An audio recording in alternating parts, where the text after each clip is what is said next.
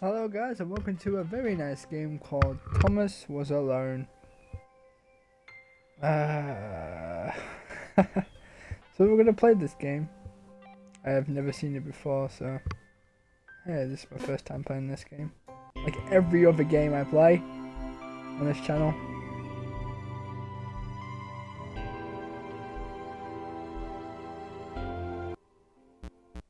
Oh, one sec. Just turn that on.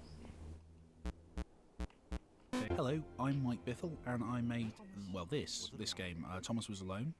Thank you for buying a copy. That's very kind of you, unless you've pirated it, in which case, please go and buy a copy. It's in sales quite regularly, hopefully. It's weird speaking to you from the past. So, this is Thomas. He was named originally by the community. The game's name, Thomas Was Alone, was arrived upon by a friend of mine, who sarcastically suggested I should call the game Thomas Was Alone because that's emo, and emos would like it, and emos post links, which was sarcastic and lame in a weird way, but also actually weirdly right. We found that people were associating the red rectangle at the start of the game with the name Thomas, so giving the game that name immediately started a story going, and that happened in lots of ways throughout the game, and I'll talk about that a little bit more. Wow. So this is step one, side-to-side movement. If you're a platforming game fan, it should not present too much of a challenge to you. But here it's really just about easing the player into the way the world works. Seeing gravity for the first time, understanding how falling feels. And then actually kind of talking about that in a voiceover to kind of have a bit of fun with it.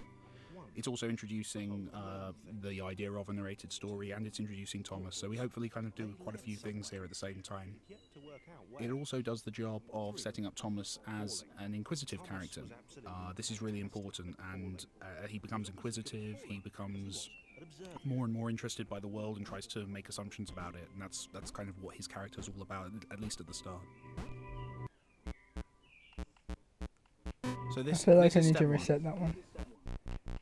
Yeah, you can go away now. I'm sorry, bro.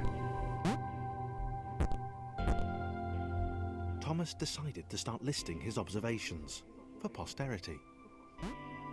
1. The whole alone thing. 2.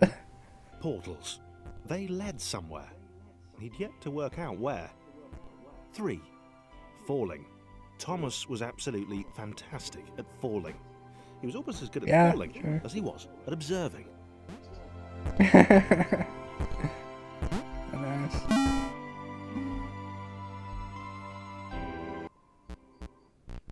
I'm just going to turn it back up because I kind of like the commentary. Kind of the main way you interact in this game, obviously. I did a lot of research. I got kind of obsessive about it. It took me, I was still fiddling with the jump physics, I think, about 3 weeks before I launched the game. So it's something that just got fiddled with and fiddled with and fiddled with. It had to feel right. Yeah, there's one problem here, actually, and we'll talk about problems on this as well. I think the biggest issue here was that the speech is a bit misjudged. It takes a little bit long to get through, so most players when they play the game have already jumped and are at the exit by the time Danny suggests that they should jump. So I think that's an issue throughout a few of these first levels, so I think going back I would have done maybe a bit briefer here. Oh. It's quite nice. Worked! Thomas had solved the great inverted fall mystery. Alright then. Thanks, buddy. This is a challenging jump. I like this. So this is a jump where the player can fail at it. So there's a gap, but the whole point of this level is to introduce the idea of jump distance and the fact that you can fall from a jump, but hopefully in kind of a safe environment. So here you can't die, you can't lose. All you're going to do is keep doing it until you succeed. and it's kind of a little bit easier than it looks as well. So hopefully, even if a player gets frustrated and just keeps clicking through it, they will actually eventually succeed. And yeah, and the voiceover kind of calls attention to that in kind of a fun way as well, just to kind of reiterate that to the player.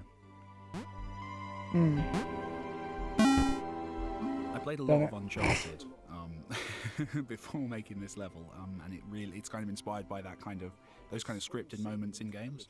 I didn't do as many in the game as I played a lot of Uncharted before making this level, and I played a lot of Uncharted before making this level, and it's kind of inspired by those kind of scripted moments in games.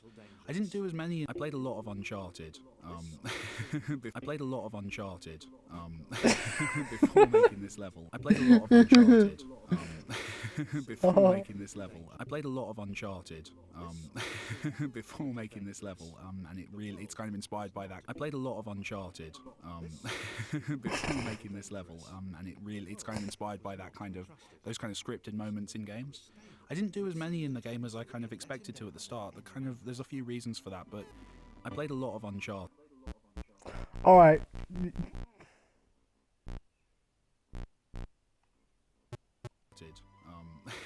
Before making this level, and it's kind of inspired by that. Was not to be trusted. It was unstable. This all seemed a little dangerous. The world was not to be trusted. It was unstable, and it seemed to Thomas that it could let him down at any moment. He was starting to suspect it might even be doing so on purpose. Paranoia. I have paranoia. It's weird. This game is kind of...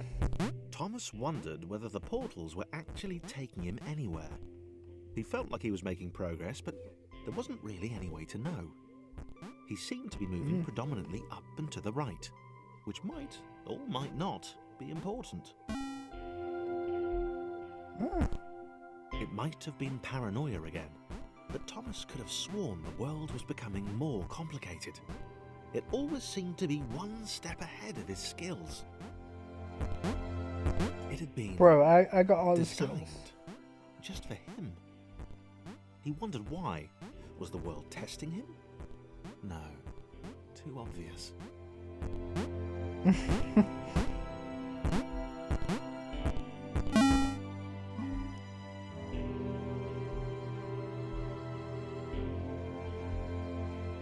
Something about the boiling, toxic, glowing water intimidated Thomas. He didn't like it. He certainly didn't want to swim in it.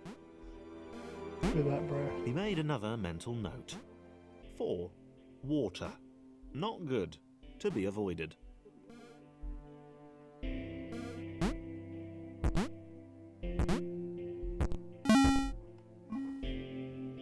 The loneliness was getting to Thomas. No amount of observation or obsessive note-taking could combat that.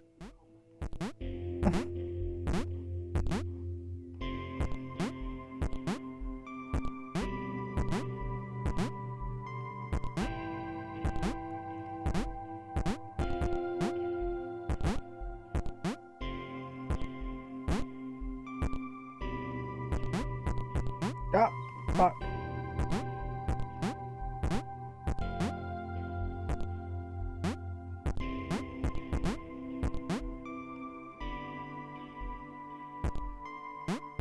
Oh no!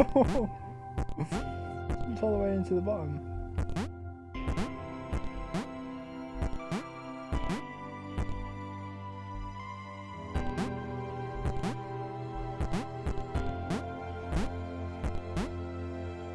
So yeah guys, I'm secretly a cube.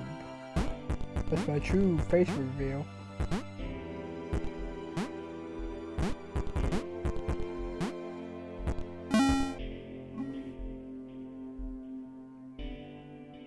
Thomas had a new theory. The world was training him. He could feel himself getting smarter. There was the mental list to consider. Over the minutes and seconds since his spontaneous generation, he'd become a pretty skilled jumper. He was evolving. He just wished Yeah, he had someone to share it with. true that, bro.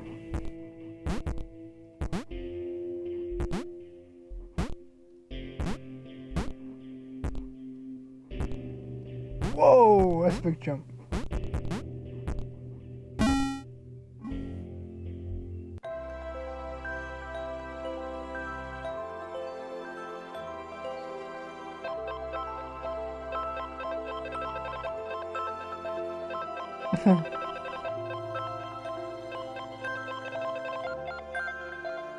Chris took an immediate and deep dislike to the skinny red rectangle. Who the hell did this Thomas think he was? I like it. Chris had been doing fine. He wasn't the highest jumper, but he'd held his own. He'd even been graceful at times. Well, not technically graceful. It's probably the wrong word, but you know, fine. There was that skinny little runt leaping about like he owned the place. Oh, this is such a sweet game.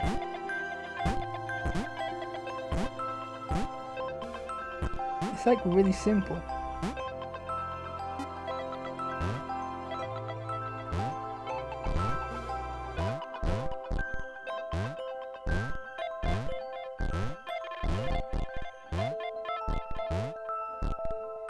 Oh wait, do I have to use Tom in order? Ah, that's a great one.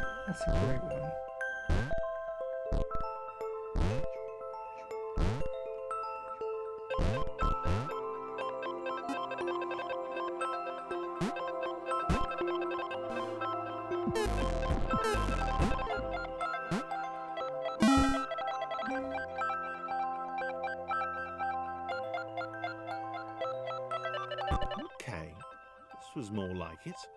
A glowy white thing.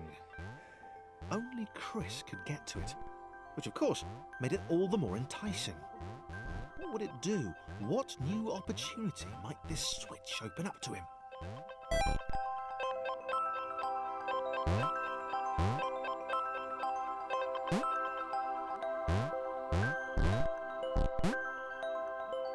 Oh, I have to make stairs.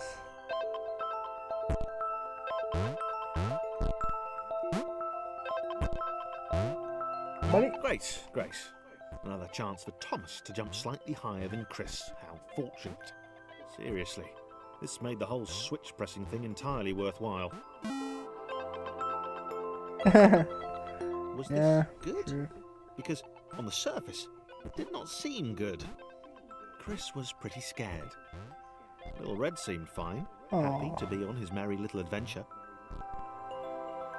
Chris couldn't shake the feeling that things had taken a significant turn for the worse since Thomas had joined him. Sure, he'd been able to piggyback his way to ever so slightly higher platforms, but where had that got him?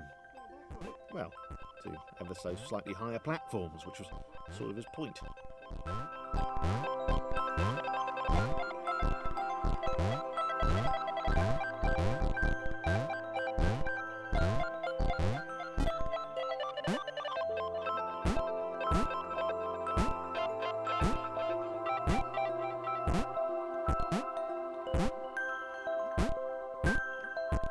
No.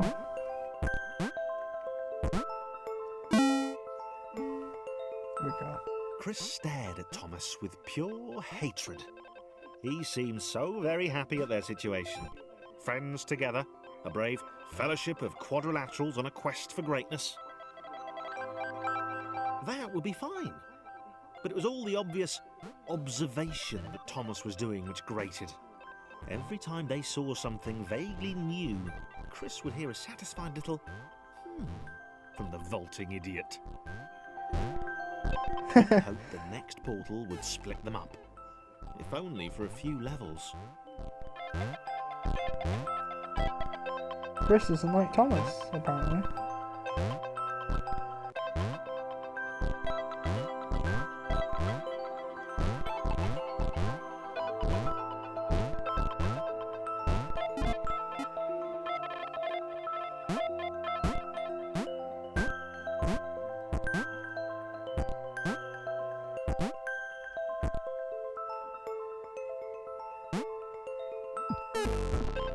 No, I died.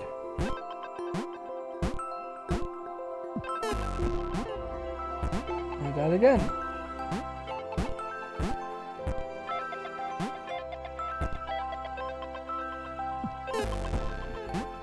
Oh my god!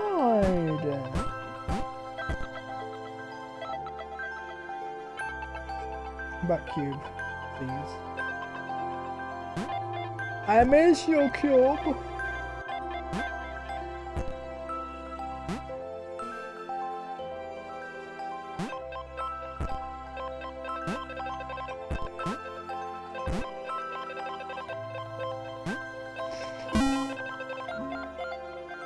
John knew.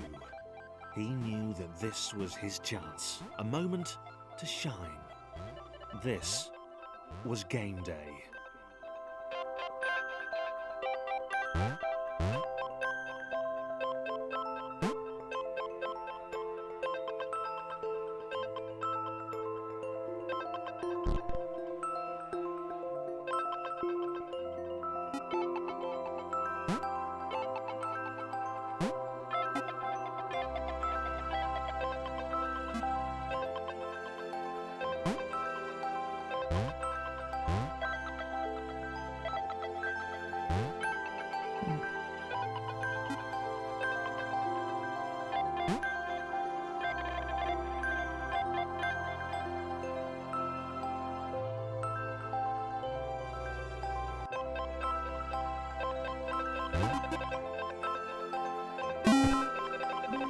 There we go. This would not do. John needed room to show off his exceptional skills. As it was, he was trapped on the wrong side of these little dot things.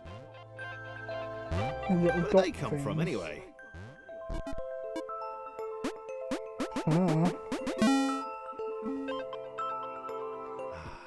John inhaled the air of the open space, and it smelled of awesome. Time to flex those muscles, to put his training to use, time to show those little dots how it was done.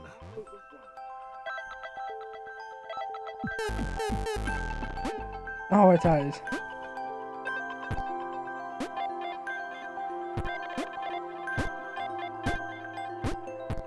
John decided to press the switch to let the little dots catch up with him. John cared for his new allies. You could tell from that's the cute. sympathetic expression he'd practiced in the mirror all these years.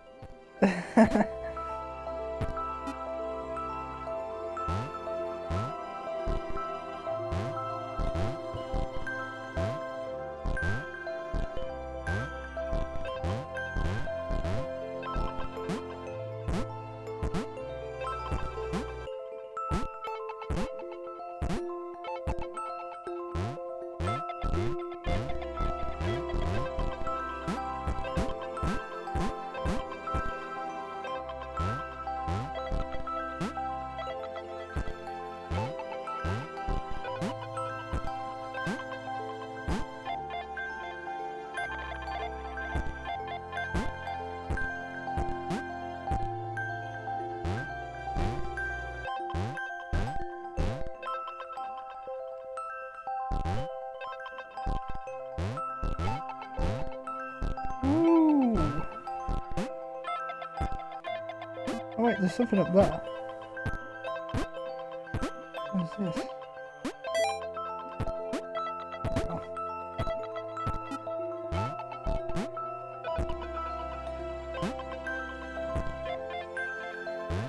There you go, buddy. Yeah.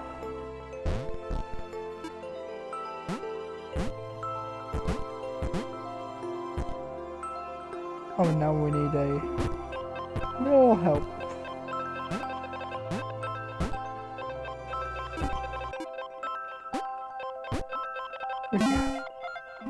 Yeah.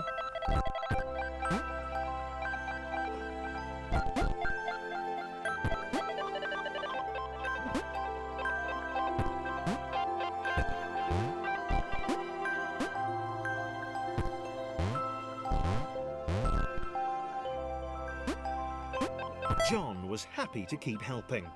He felt it was important to his image that he was seen to help the little guys.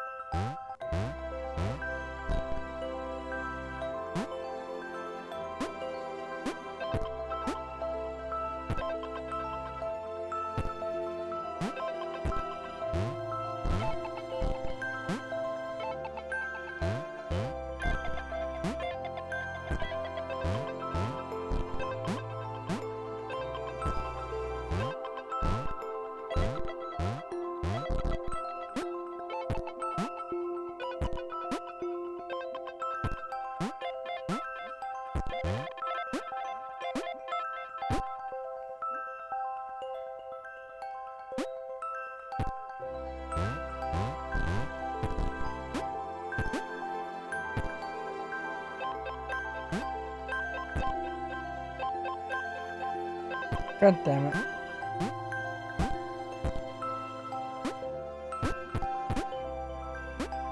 He didn't mind them so much either. The red one, Thomas, had a charming way of applauding every time John jumped. No, wait.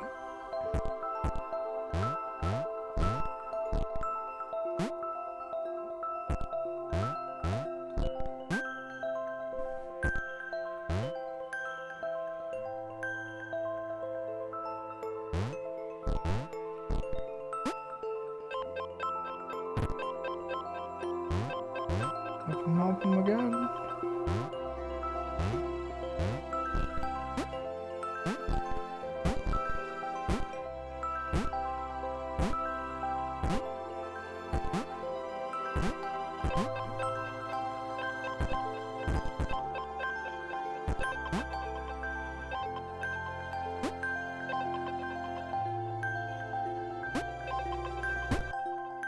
Bounce, bouncy.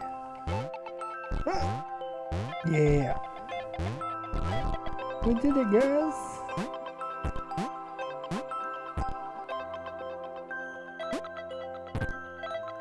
Don't The drop now. angry Oh my orange God. one was less immediately likeable, but his unremitting cynicism and tutting amused John. Huh.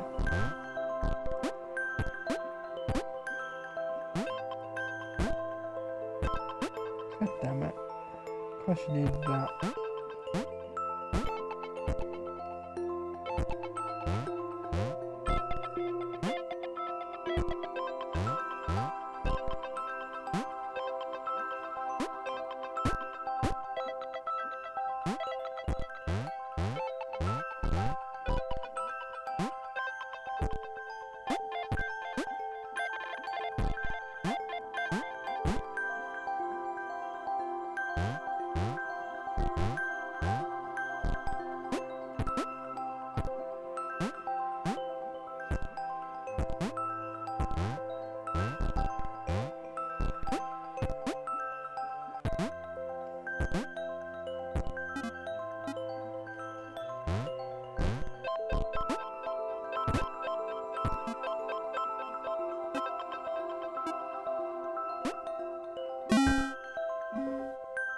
Yay!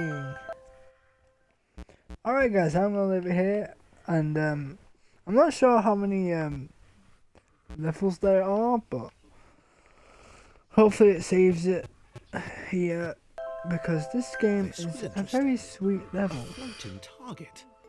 This would require coordination, balance, and timing. Oh God. Alright guys, as always, goodbye.